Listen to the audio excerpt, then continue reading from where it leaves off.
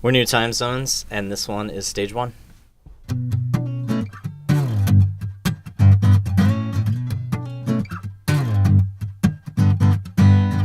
You disconnected here in the company of ghosts. Thank you so much for tuning in today to Only Oklahoma. I have some really cool guys in the studio to talk to us about their music. They have an EP that was recently released. New Time Zones is here with us. Unfortunately, we don't have the whole crew, but we have 2 of the members. Would you guys like to introduce yourselves? Yeah, I'm Justin Shelton. I'm David Ray. Awesome. What do you guys do in the band? I am the vocalist, and I also play the keys. I'm the guitar player, and I try really hard not to be too pushy. I like that. Awesome. So the EP that I mentioned was Stage 1, which was released October 26th. You have a post on your Facebook page saying that you've grown as a band and as brothers during the making of Stage 1. Could you go into more detail about how New Time Zones has grown during the making of that EP? You want to take this one? Sure. So Stage 1, it's named Stage 1 because it's part of a 2-part release, but it kind of, I thought about it a little bit, and a lot of these songs are a lot of old songs, and I was kind of thinking about it. I was like, well, this is like our first stage. Granted, they were released way later into the fact, and we have rewritten a lot of these, but what I really love about these and how it shows kind of where we were, at least to us. You know, we got to hear the old tracks and we got to see where they were, and then we get to hear how we've changed as far as what we write in like our taste, because originally it was a little bit more of an unrefined rock band, and with time and learning how to write music a little bit better, we've been able to kind of rein that in and add elements of music that we like, that we don't really hear so much, that we would like to hear more. Yeah, that's definitely all true. One thing that I can think of is the effort that we put into this has grown dramatically. Like the amount of time that we spend working through these tracks and trying to really nail what it is we're going for has increased, and it was a lot of fun. It was a lot of work, though. Yeah. I mean, we worked very hard. That on top of day jobs and everything else, that we're always doing. So, we really had an idea of where we wanted to push these songs versus Silhouettes at a Distance, and we were very proud of where we came out on that mark. To contrast Silhouettes at a Distance, Silhouettes was more of an EP designed to show that we can play music. Like, I wanted to not necessarily show off a lot of chops. We reined a lot of that in on that. But what was important to me was showing that we're ready to play. We're wanting to show people that, hey, we're a real band. Because before that, I feel like most of our friends kind of just thought this was just a hobby. Yeah, it was just like, oh, they just make loud noises in some random bedroom, and it's just like, no, we're actually trying to make music. And the newest one, it really, it's not more mellow necessarily. I would say it's a little bit more relaxed. Yeah. But it shows kind of our pace, the change of pace that we've taken in our songwriting. Yeah. Awesome. And it's very likely that the pace could change again. Like, it already has. Yeah. We definitely like to experiment and kind of try different things out. So Always. Yeah. So with the, I guess, kind of change, like you were saying, with the Silhouettes at a Distance and in Stage 1, was there a difference in like influences behind the 2 EPs, or? I think so.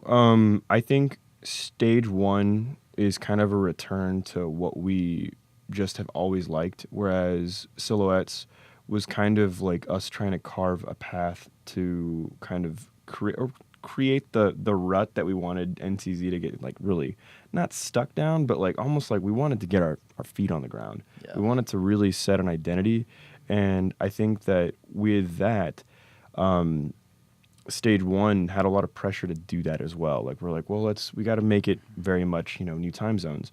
And as soon as we kind of let that go, I think we were able to really take off. And I think my most the greatest impact that stage one has on me as far as showing growth is the way Justin's written the lyrics. The way that the vocal melodies have all come out really showed off where he's come, and that's something that really makes me happy is when I get to see, my teammates really growing as musicians, but also just kind of becoming more confident in what they want to push out.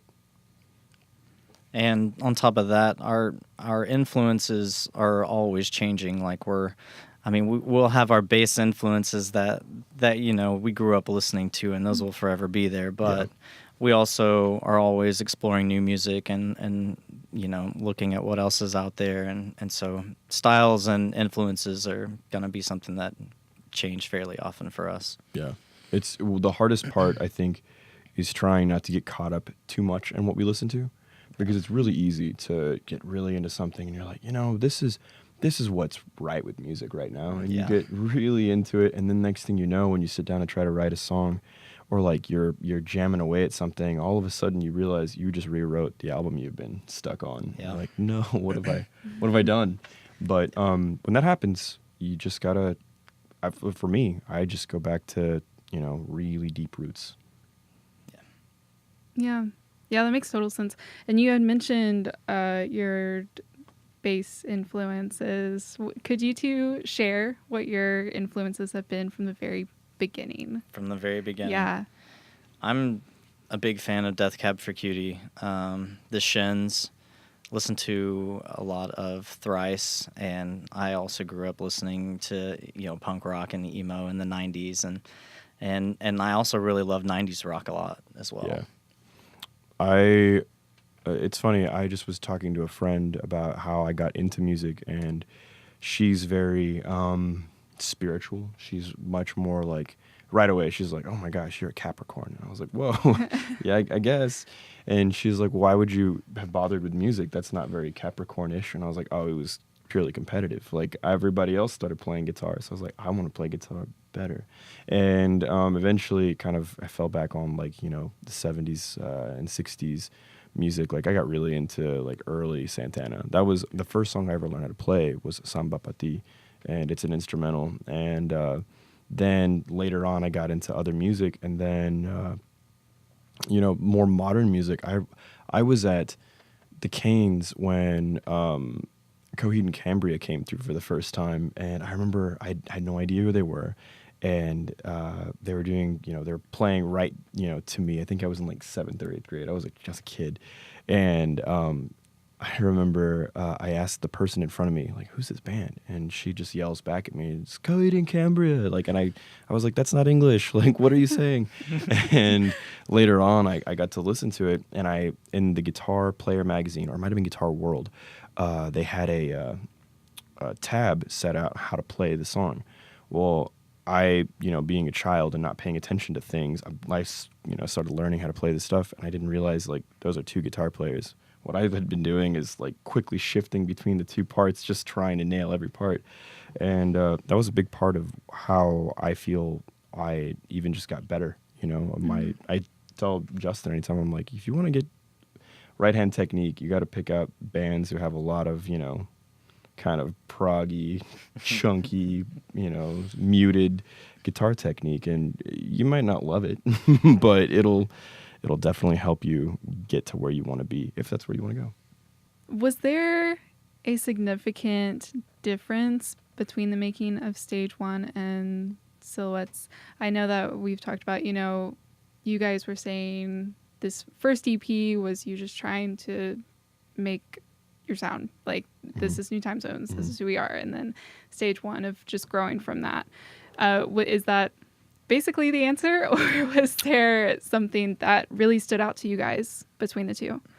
As far as the process and everything, it was pretty much the same. As far as creating it, yeah, but when it came down to completing it, we spent more time writing it as we went on this one. especially you, Justin, kind of had this. We finished everything so quickly on the instrumental side, and we kind of were like, all right, man, like, you're up. And I think he felt a lot of pressure at that time because previously we went in and we were like, we know what the song is going to be like mostly. And this time we were even flexible as to length of parts. We're like, well, we can just make this part longer if you have to say more. And he was just like, well, I have even less structure to work with. And I feel like that kind of option overload stressed him out to kind of rise above and beyond everyone's expectations. That's one thing that I tell anybody. I'm like, that's my favorite parts of this new stuff is the vocal melodies have really taken off. And I think that it was just kind of through that process, just applying a lot of pressure. Yeah, I definitely went through like a soul-searching period where I was really trying to figure out like how to break through to that next level of, melodies and lyrics and everything like that. And I definitely have a way of putting pressure on myself. Anytime you're creating art, it's, there's 1,000 reasons why it should be terrible. But I mean, overcoming that, crippling self-doubt that's part of it. And everybody who creates is going to have that same feeling. You should have seen him. He was just always anxious. I'm always anxious, period. Me too. Yeah. You're not alone. So the Stage 1 release party was a Halloween show at the first shop.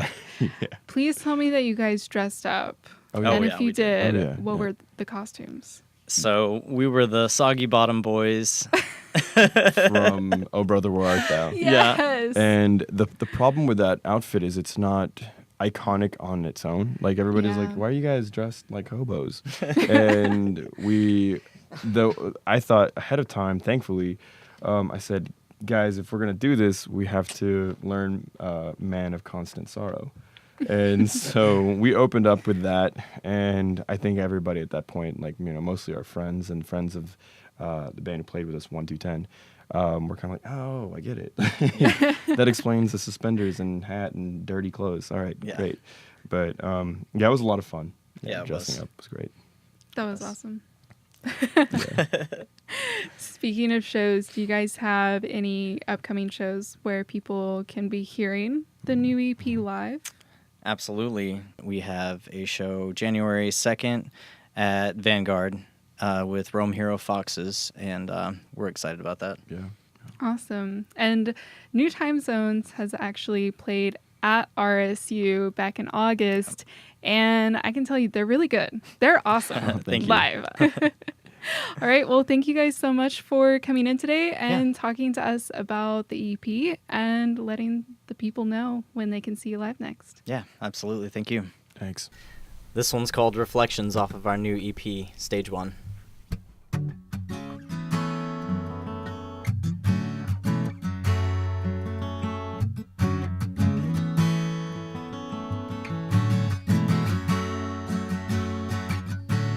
Looking back, I was a fool, always on the run, breaking all the rules.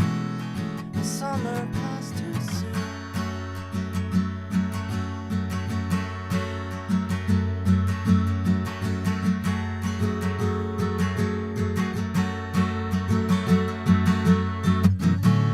Windows down, head dancing in the wind. We would all pretend that this would never end. The crooked cops knew us all by name. They'd find us by the train. The rich kids got away.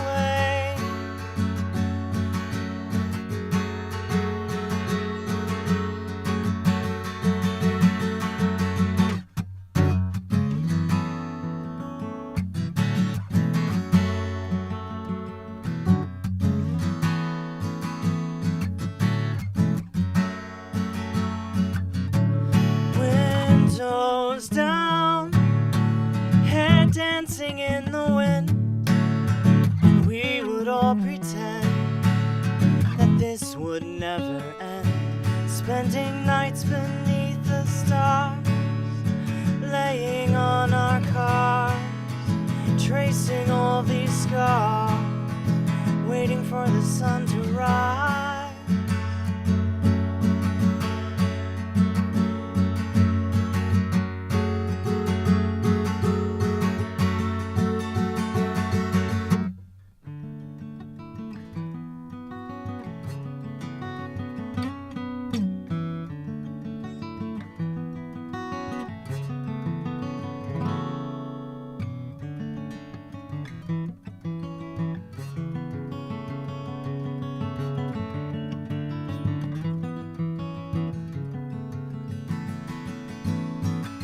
We made out with just our lives and